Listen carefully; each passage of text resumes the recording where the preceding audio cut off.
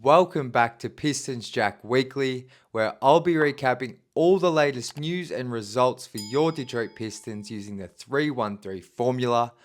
We'll cover 3 likes, 1 dislike, and 3 things to keep an eye on with your Detroit Pistons.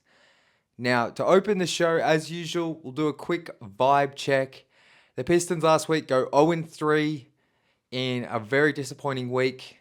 I would dare say that 0-3 was more disappointing than the 0-4 start we discussed on the first episode. Um, and I'll talk about some of the reasons why the Pistons had a pretty down week a bit later in the show. But overall, 7-11, 7 wins, 11 losses. It's still kind of slightly ahead of where I would have had this team. It's getting to the point though, if that starts to creep to like 8-14, 8-15, or anything like that, where the losses is double the win total, that's when I'm going to start to get a little bit more concerned with the direction of this season. But I think it's still a positive season overall so far.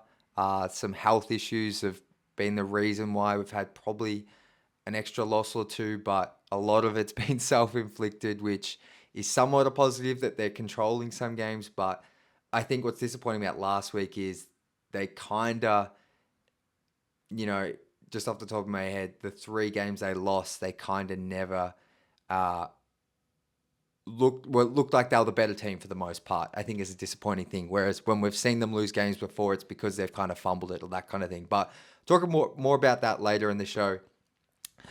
As I said off the top, we'll always start with 3 likes. And my first like here, some might say it as a negative, but I'm spinning into a positive, and that is we are finding out what's missing on this roster. Now, there are some evident holes on this roster, and my question here is, does Trajan need to make moves already? And I think, like I mentioned, the Pistons are 7-11. I went 0-3 last week. It's probably, I think December 15 is when certain players who just signed contracts in the past offseason can be traded. So, look, we're probably still a few weeks away from actual trades happening. But I think it's fair to just, with the past week we saw, there were just 2 things that stood out to me the most. One is the Pistons are still missing either, whatever you want to label it, they're still missing another true scoring option. Whether you want to call that a secondary option behind Cade, or in my case, I kind of think they might be missing a primary option, but you can call it 1A, 1B.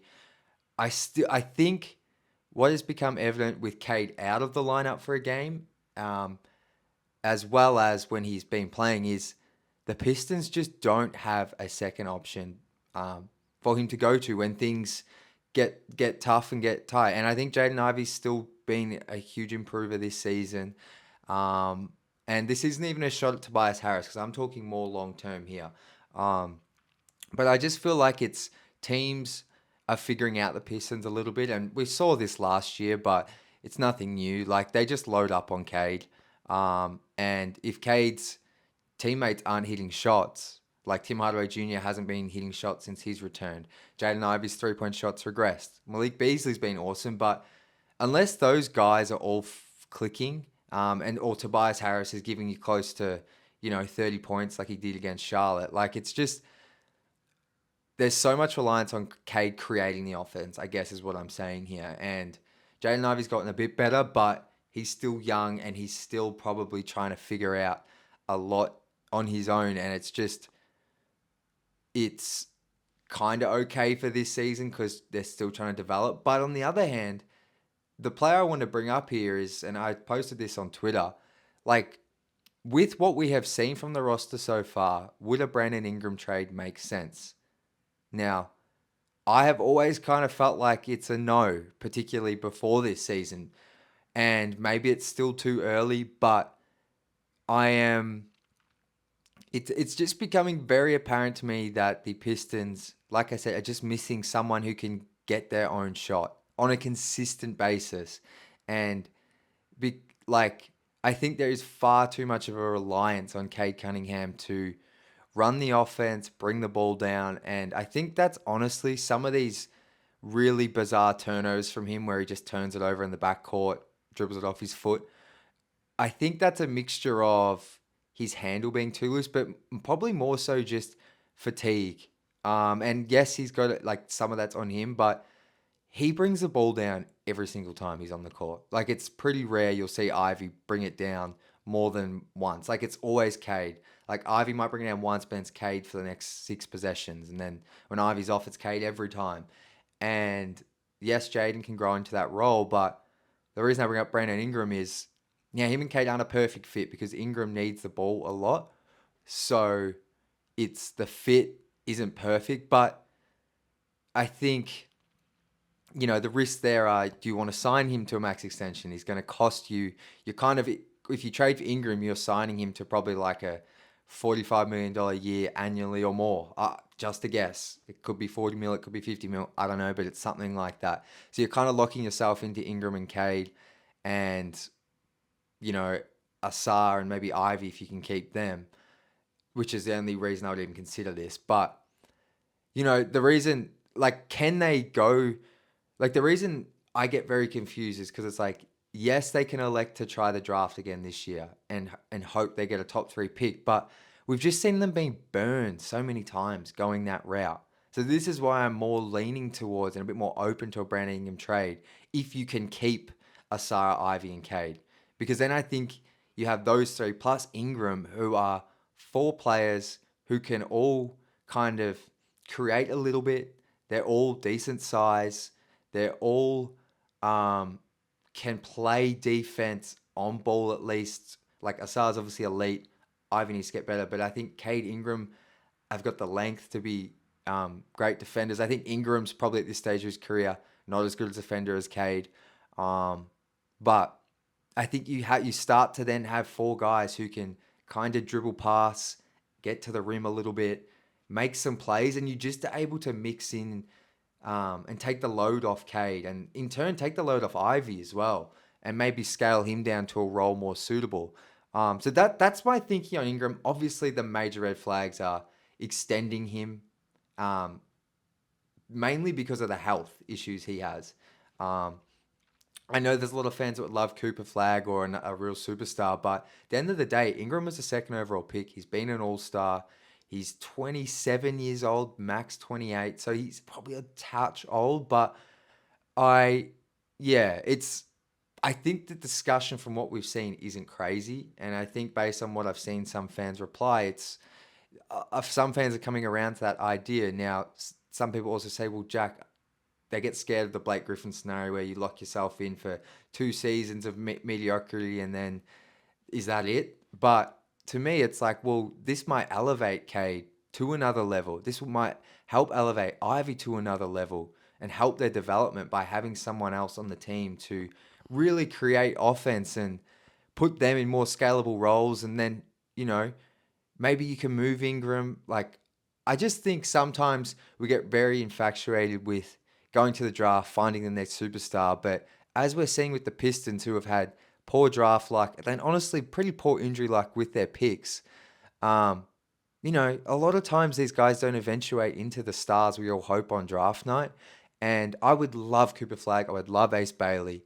But at the end of the day, if you get one of those guys, like Cooper Flag's different, but if you get another top 4 pick, like, are they still 2 years away from being 2 years away? And then Cade by that time's in like year 6 and he still hasn't really had much success. And there's positives and negatives to both sides. I think overall, I'm just more open now to a Brandon Ingram trade.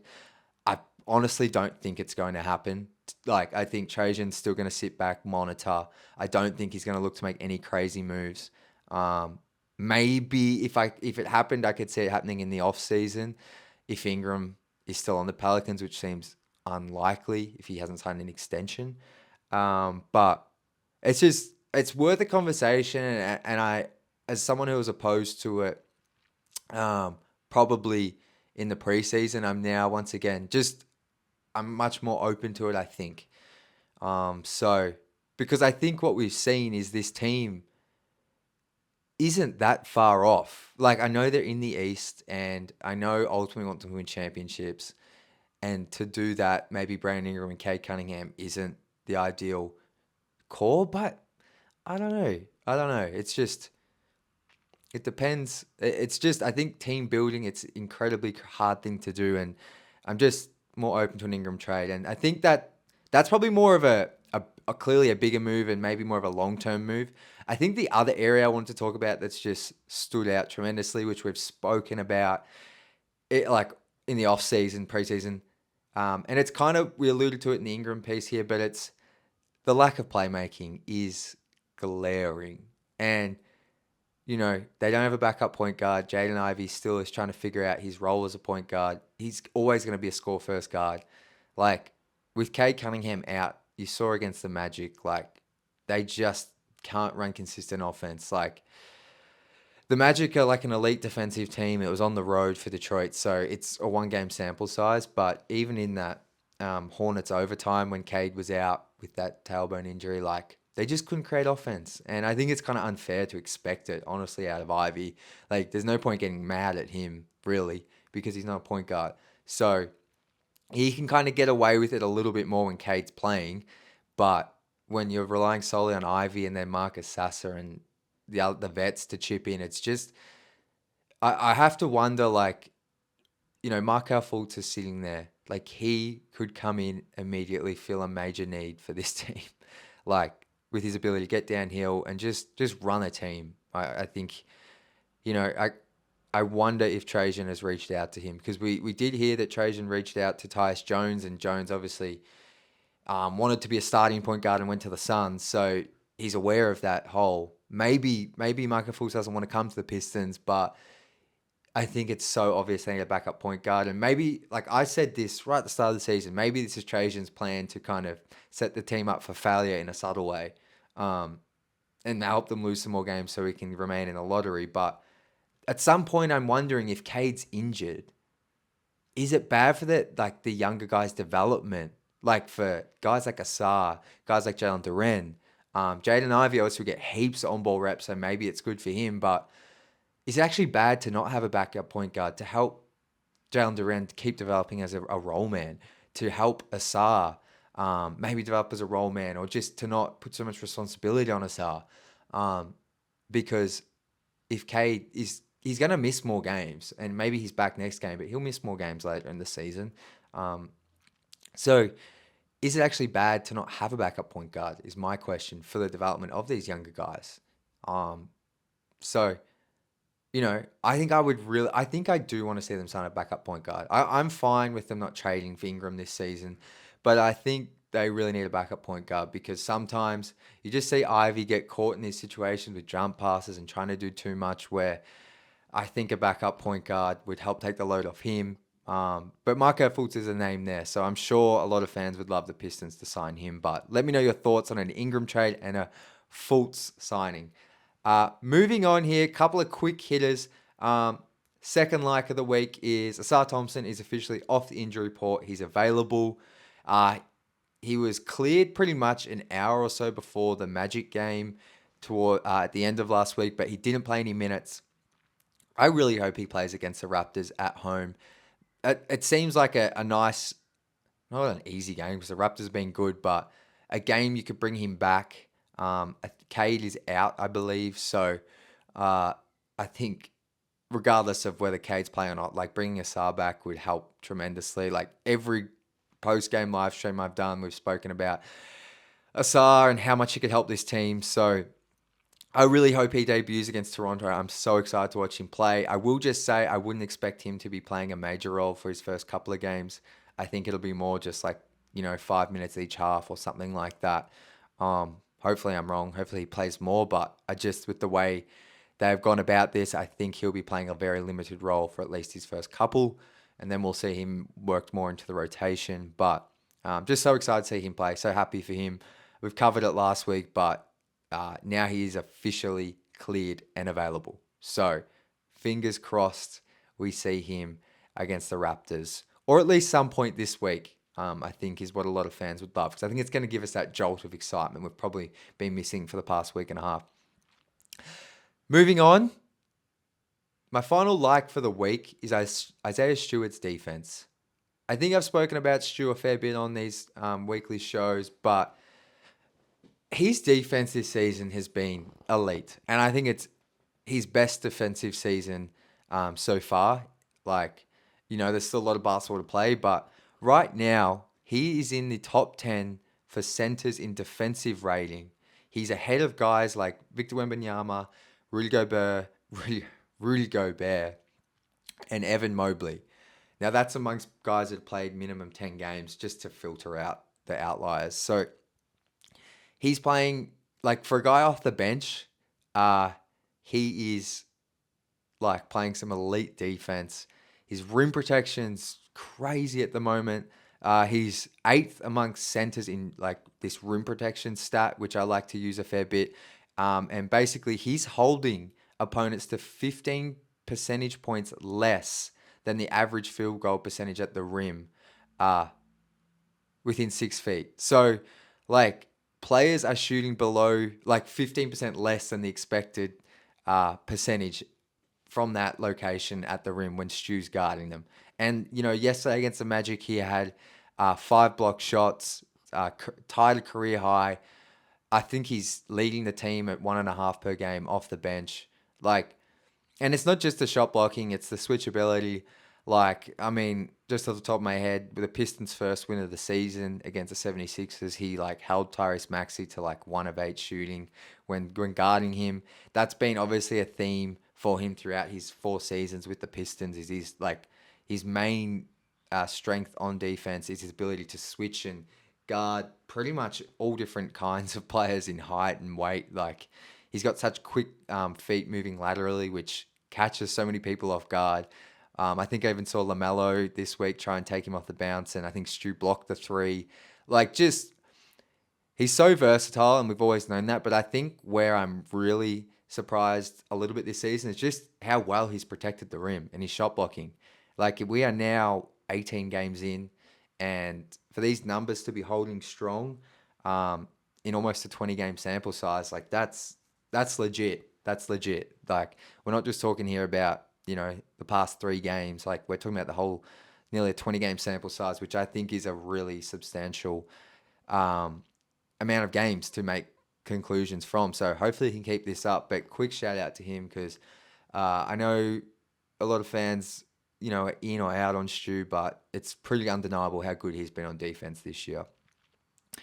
Moving on, my one dislike this week, I could have gone to a number of areas, but I think the thing that stood out the most to me was the poor perimeter defense. We've spoken a lot about some of the issues at the center position, obviously mainly Jalen Duran, but to me, the most disappointing thing this week was the Pistons' inability to close out and lock down on 3-point shooters. So in the past week, Detroit gave up the most 3-point makes in the entire NBA, allowing an average of 18 3-point makes per game. 18 3-point makes per game. That is ridiculous. And teams shot 43% from deep in those 3 games. So a lot of the reason for, prior to this week, the Pistons being, in the top 10 for defensive rating was their improved team defense. They obviously don't have the roster to be an elite defense, but they had the energy, they were communicating, they were closing out pretty well. And, I think in the past week that dropped off. And some of this is outlier shooting. Like, the Bulls got really hot, and honestly, Vucevic had like 6 threes, and, you can pin a fair few of those on Jalen Duran. But honestly, like, for the most part, some of it was outlier shooting, but a lot of it was just guys getting caught on screens, lapses off ball, not rotating, a lot like poor transition defense. And that's been a theme with this young Pistons team throughout the whole past 3 or 4 seasons, but I think they've been a bit better this season. But, against the Magic yesterday, I think it was towards the end of the first quarter, Franz Wagner was going off, like, just, hitting everything. And the Pistons literally in transition manned up on everyone but Franz, and he just waltzed into a pull-up three in transition, wide open, nothing but net. And it's like, he's the one guy you can't leave open, and you've literally got no one within 10 feet of him. And it's just like, that stuff is so frustrating. Just confusion, like it was because of confusion in transition, people not communicating properly. And yeah, the perimeter defense last week was horrible. Defense overall wasn't great, but to be honest, like even I thought Jalen Duren was fine against the Magic. Stu's obviously been really good, but yeah, they're just giving up way too many threes. Like 18 3-point makes per game last week against them.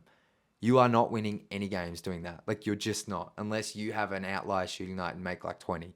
So they have to fix that up, and that's on everyone. That's on everyone. That's on the bigs calling out, communicating better. But you need more from your perimeter defenders because they don't have the talent to just come out each and every night. They don't have the length each and every night just to make up for some, slow rotations on the perimeter. They need to be on point and they need to be hustling at all times. So that was my biggest dislike. I want to hear yours, but couple of things here to keep an eye on before we get out of here. Quick update on Cade Cunningham's health. So in that second game last week against Hornets, he had a really tough fall towards the end of the fourth where he landed square on his tailbone. It looked painful. He took the free throws, but then didn't play in overtime. So Cade missed the game against the Magic, and I believe he was upgraded to doubtful for tomorrow's game against Toronto, and he's probably going to be out. So the fact it was upgraded to doubtful gives me some hope, even if he doesn't play tomorrow. So hopefully, I think he'll miss the Raptors game. And I wouldn't be surprised if he then misses the Memphis game, but hopefully he's back for the set of back-to-backs over the weekend upcoming. But yeah, it doesn't seem as bad as we first thought because some of these tailbone injuries you can be out for, I looked it up, like anywhere from a week, 2 weeks to 2 months. So hopefully it's more closer to that week mark or earlier, but we'll see. I think it's not on the bad end though. So hopefully he's back ASAP because man, oh man, do they need him. Second thing to keep an eye on is Marcus Sasser's role. I think Sass has been awesome in limited minutes this season. I think it was the right move for JB to have him out of the rotation opening night. But I think each and every time Marcus has gotten minutes, you just see the strengths he has as a player, how much they help the Pistons. Like, I know he's playing limited minutes, but in 11 games this season, he has a plus 10 net rating. So, and I think much of that's just to do with his ball handling and shot creating. Two things that I spoke about earlier in the show that the Pistons desperately lack. When he comes in, yes, his playmaking isn't great. His vision isn't great, but he has the best handle on the team. He has a really tight handle. He rarely gets picked and turns it over. If he turns it over, it's because he's trying to make a pass that's not there or it's too late.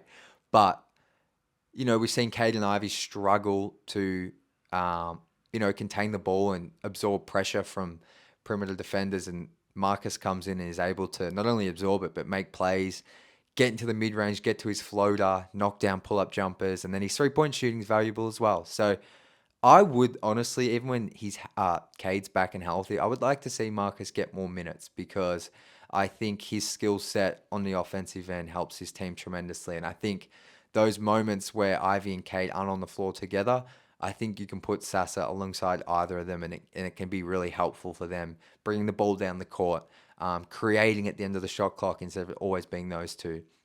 I think it can really help there. So interested to see his role going forward. Finally, just the Pistons' upcoming schedule this week. It's a pretty tough schedule. They play Toronto at home tomorrow. Then they travel to Memphis after a night's rest. Then they play a back-to-back on the weekend or on Friday and Saturday.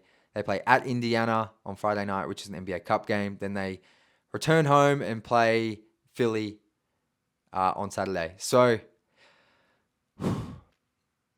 prior to last week, I would have thought this was a 3-1 week. But I think the Pistons, you have to go 2-2. You have to beat Toronto. You just have to beat the Raptors. Honestly, with or without Cade, you're at home. The Raptors are playing better. but I think you have to win that game. Find a way to win that game. And then you either win. I think I want them to win the Indiana game because that's NBA Cup game the most. But removing that element, I think you can. You have to win one against Memphis, Indiana, or Philly. Like, none of those teams are amazing or elite. Like, Indiana have their own struggles. Philly have their own struggles. Memphis on the road's going to be tough because the Pistons just never seem to win there. But Memphis as well been struggling a bit defensively. So I think they have to go 2-2.